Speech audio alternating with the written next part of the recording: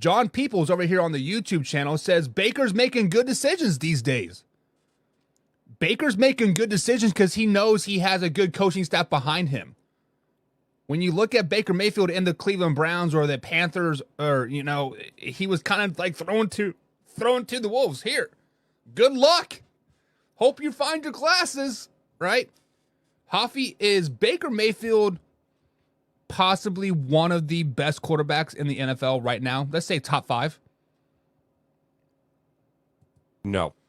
But what I would say is, I mean, when OBJ trusted him and his dad wasn't in the media, just being an absolute douche canoe, Baker Mayfield was playing well. I mean, when he had weapons, he had Chubb, he had Njoku, he had Landry, he had Beckham.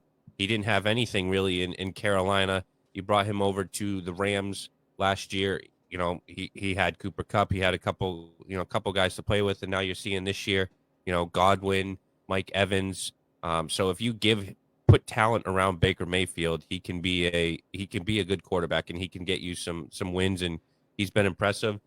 He's had and as to be expected, he's had a couple games where you're like, oh, or a couple passes where you're like, oh man. But I mean, that's going to happen. That is the NFL. But yes, he has been I'm not going to say an upgrade because they had Tom Brady last year, but I do believe that he has been an upgrade as far as what they were expecting to get out of that position this year. So I don't think they were expecting to be relevant or in the race for the NFC South.